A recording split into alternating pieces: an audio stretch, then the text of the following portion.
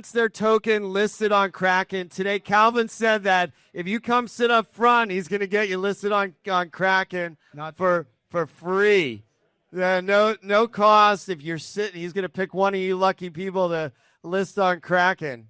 There you go. See? You got to move up front. Not true. Yeah, just kidding. Well, he might just do that though, Calvin. Would you do that for everybody? I mean, with a title like Alchemist, you could pretty much pull off anything you want. What is an Alchemist title anyway at Kraken? What does that do? Our CEO Arjun, when I decided to come back, I originally had sold my company Kraken in 2020. Was there primarily because of Jesse Powell, tremendous leader in the space. But I told Arjun I'd do more than one thing, and so I said I want the title of Alchemist. And to be honest, I don't think Arjun cared too much, as long as his results. So an alchemist typically, historically, is someone who can turn kind of like worthless metals into gold. So let's go back to when you sold the company. What was the company that you sold to Kraken? Yeah, so I actually am from here, so it's good to be home. But I built a company called Hollowbot in 2016, and we were a portfolio management layer, basically to index the market. So we plugged into exchanges. We created portfolio software, so you can index top 10, 20, and 30, plugging into Binance and other exchanges, and then it rebalance every 7 days. So we scaled that company to 80 different countries, did a few billion in volume.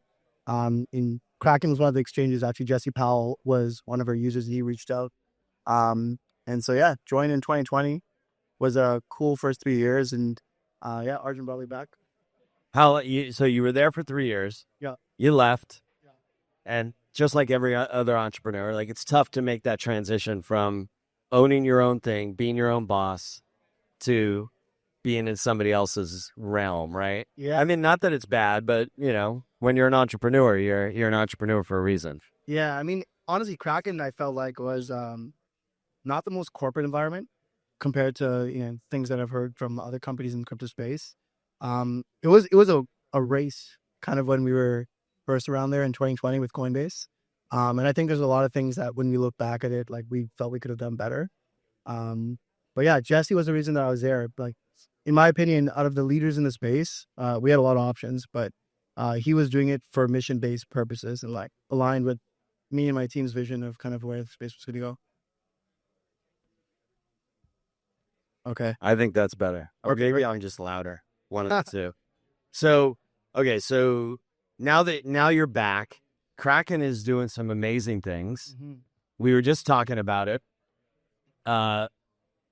Kraken, talk about the purchase of NinjaTrader. What do you guys do? Anybody know what NinjaTrader is?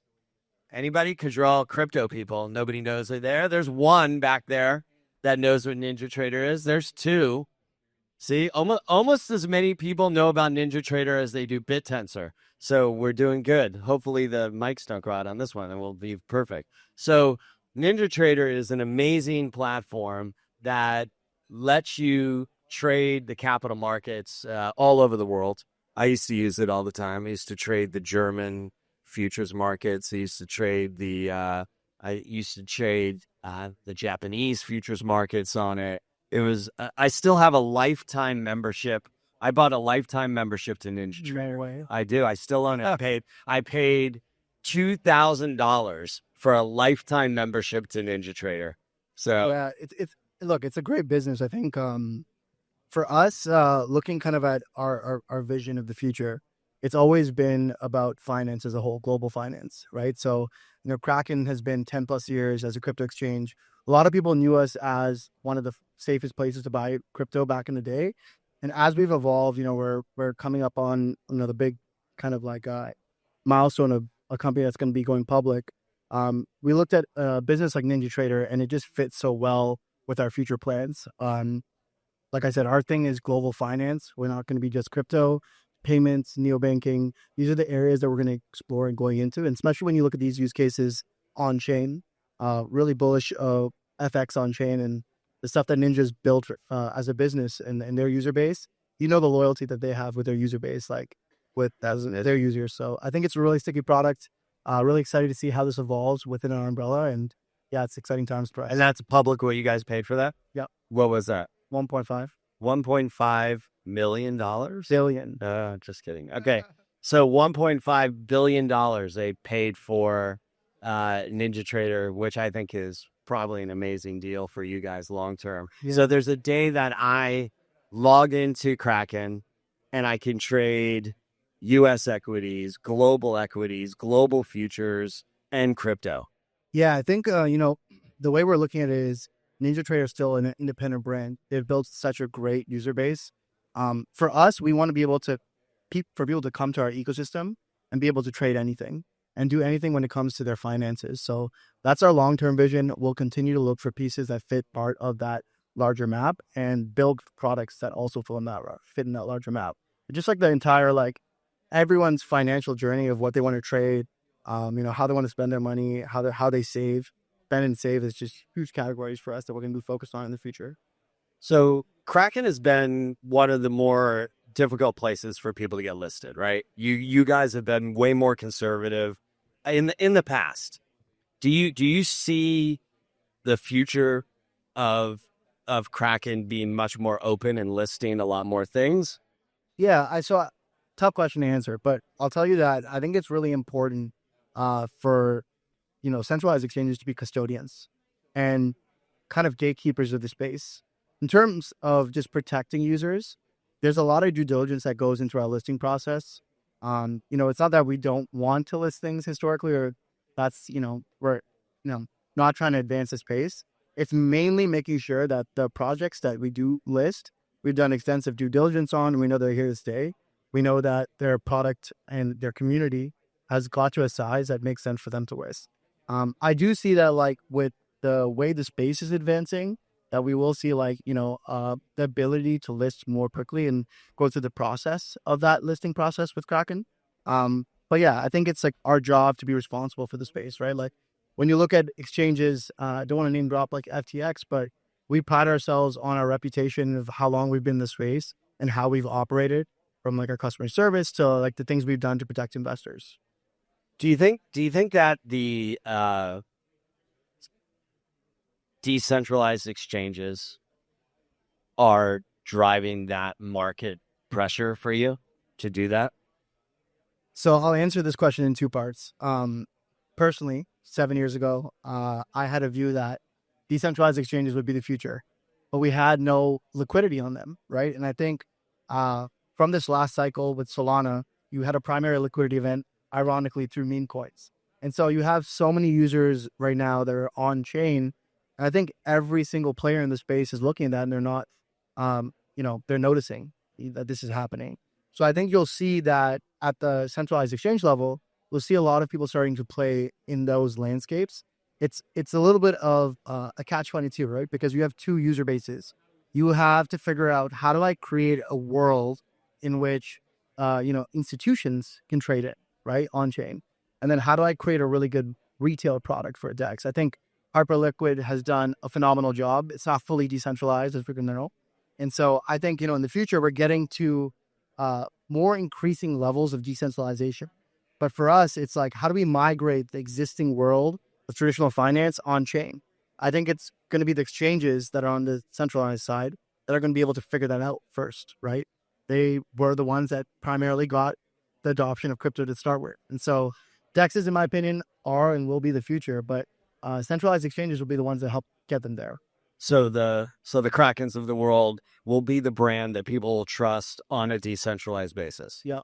And how do you think regulatory environment plays into that, right? Because I could log into a decentralized exchange now. I don't have to KYC. I could just attach my wallet and I can go. So how do you guys, having been a leader in compliance, deal with that? Yeah, so I think KYC is just really important for us to mature as an industry. I've been in this for 10 plus years. There's periods of this cycle where, a lot of booms happened and it was based on unregulated products. And, that's what's kept the space kind of going in a lot of different ways, in terms of momentum and where the innovation is really happening. I think that it's our job to work with regulators, create sandboxes, and figure out, how do we take these products globally? That's why DEXs have so much appeal. And that's why tokenization right now has so much appeal. We're talking about global finance. How do we open up the American economy to the world? Uh, that leads to so much opportunity, but there's things that you have to go through to make sure you do it the right way. Because if you don't do it the right way, then you actually set the industry back by making a mistake. So, I think the industry as a whole wants to go at Mach 3 speed. And a lot of the players, centralized exchanges, want to do that as well. But they understand that there's a process. And I think right now, the regulatory environment has been great for innovation. There's been way more conversations around this stuff. There's been way more parameters that we can follow and build around. So I think it's an exciting time to figure out and talk about these things as big players in space and even startups that are, kind of disrupting and looking for new ways to do things. I think, like no matter what happens, there's always going to be a place on, or DEXs that have different strategies.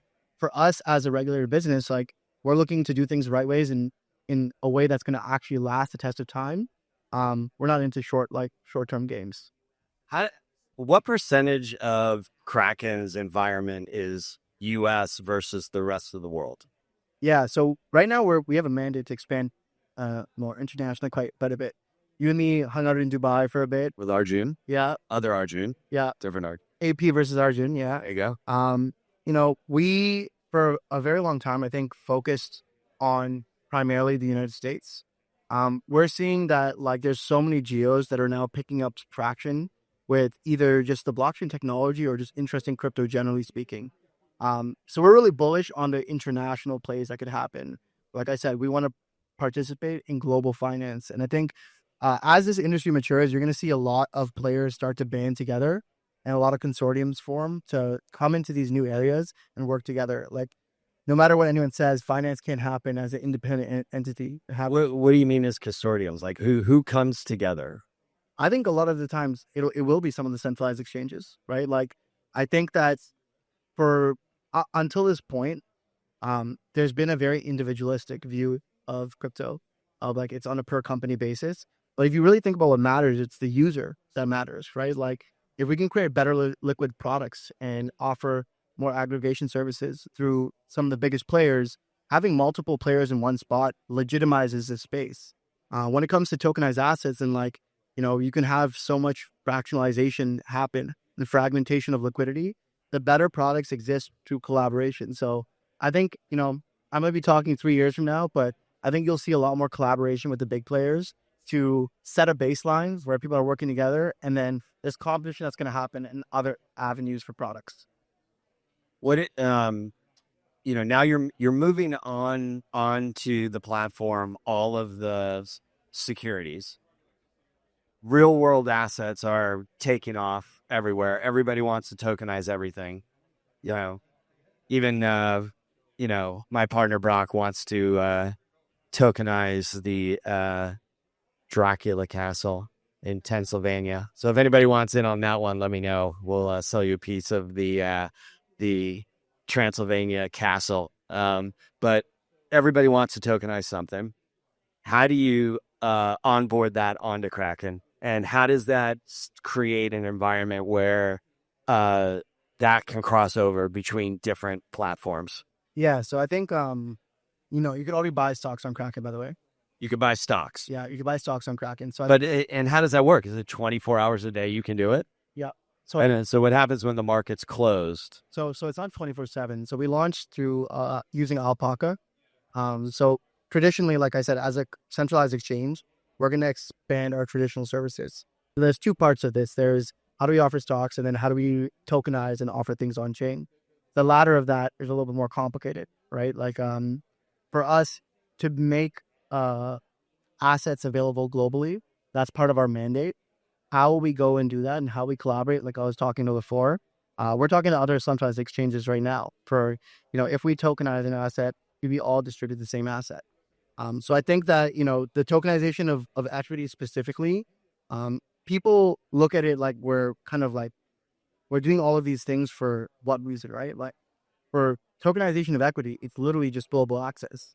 It's how do we open up the American economy to the world? That's like a mandate as an industry, then come together and do it. No, I mean also the opposite way, right? Like Indian stocks have been rocking. Yeah. I wouldn't mind trading some ISAT stocks. Global access. Yeah. I think, you want the ability as an individual to participate in the global economy. And I think that our, borders, like if you're a person like yourself, you travel a lot, right? So Every once in a while. you probably have more investment opportunities than the general person, right? And like, I think technologically, our job is to open up those opportunities to investors. Obviously, there's a lot to figure out there with, accredited investors versus retail investors. How do you protect them? This stuff's not going to happen, Chris, over the next, 2 years. But I think over a 10-year landscape, you start with tokenized equities, right? Something you can understand, get global access to. And there's a lot of talks that are happening in Washington around how you do this.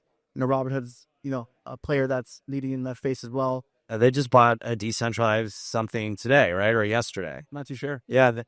What is it? Bit. There you go. Bit by WonderFi. They just bought that yesterday. So some competition there for you. That's actually They're going the other way. Yeah. They're trying to get into your space. Yeah. They're going to be turning off the mic here pretty soon.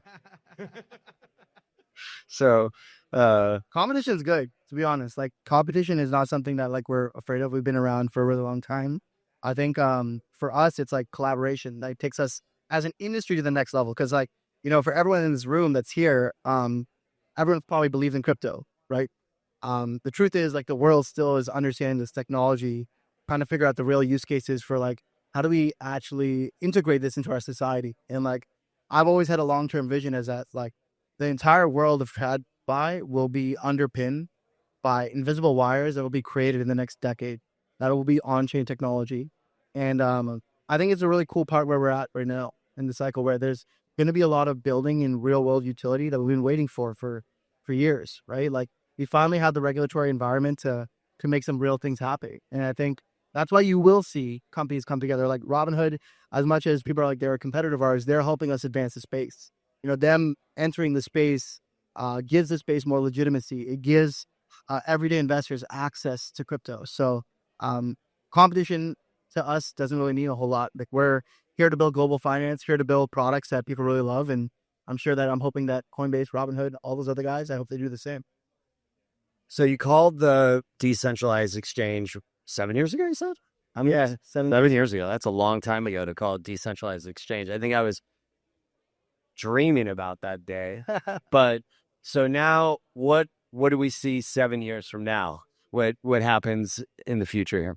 I think you see one, I think like the what you can trade, what you can participate in, we're gonna see so much advancement there. Like, I think fractionalization of assets like real estate, there's been so many things that we've talked about for the past 5 years, but we haven't executed.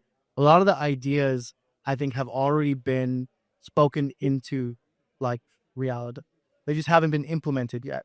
I think you're gonna see a lot of on-chain technology underpin Web 2. I think like Web 2 is going to find use cases, especially when it comes to banking and payments, of how do we create, yield per money and trapped value in our economy. I give this example when I was speaking at Harvard a couple weeks ago, where like you go to New York and there's someone who owns a building that's a few $100 million, and that building is increased in value, but the person that's holding that asset doesn't care. And if you look at the trapped value in our economy and our society, specifically in America, and even just the inefficiencies of just money, there's so much that we're going to be able to underpin and redo with a new technological stack. Operational efficiency is the name of the game, and like, you can do it in every country, at every layer, every level. So unlocking liquidity everywhere. Correct. Interesting. And opening up the world to that. So Yeah. you can invest globally into Participation, yeah. That's exciting. I'm super excited. I've been waiting for like a decade for 2 years from now. Not today yet, but 2 years from now. So now you're back into it. Yeah. And you're you're gonna take, like, how big is it public? How big Kraken is now? Like, is it, or just that you bought a company for $1.5 billion? So you must have that as chump change laying around somewhere. So we're about 2,300 employees. We're pretty big, I'd say. You know what I mean? We have teams all over. The company is fully remote. A lot of us.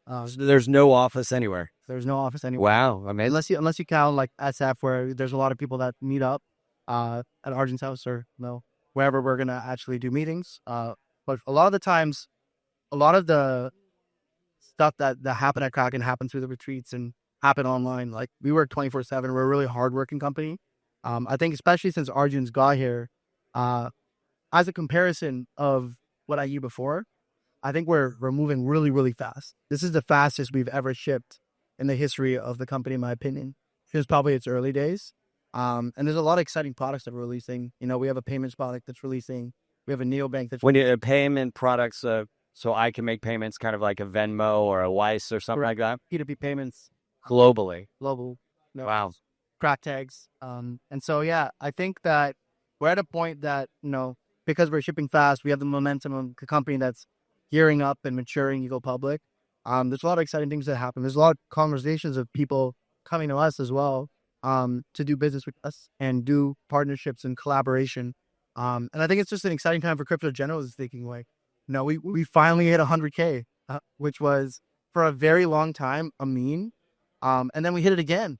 You know what I mean? So I think the enthusiasm has carried us through the lower parts of the cycle. And I think we have a really strong core of builders.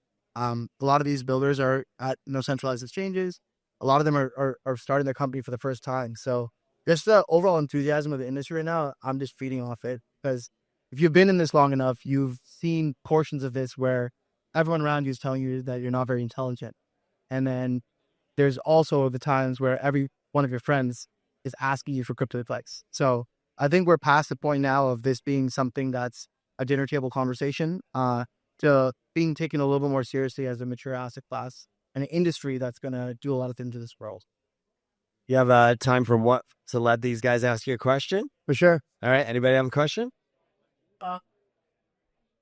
Hi, nice to meet you. So I want to ask about the Inc, the chain, and also obviously the IPO. I think due to the lawsuit drop due to new administration, which one has priority? You know, one is kind of like, you know, going IPO. The other one is, you know, going on chain. Just if you can talk a little bit about those progress or what are the priority between the two. Thanks. Yeah, no. So I think the priorities are definitely like separate. Like Inc.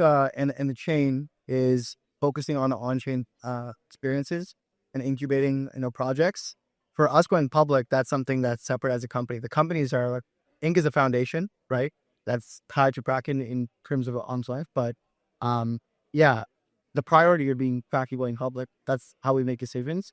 Inc. is a chain that we plan to grow and take a lot of shots on goal for the next 5 years. We know that a lot of these products and applications are early. We want to create a garden and an environment for innovation to happen. And so that's what's, you know, our goals with Hing. We launched that pretty early, just as a stealth launch, but you're going to see a lot of exciting stuff ramp up with Ing in the coming months.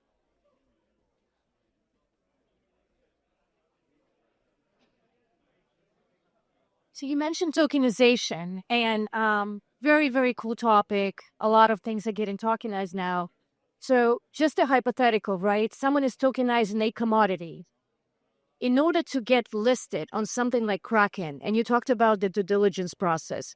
So what would that involve on your end, aside from looking at the obvious stuff, right? How do you ensure that commodities, let's say they're under the ground or whatever it is, like, do you currently have some kind of procedures, or what should companies like that be thinking about?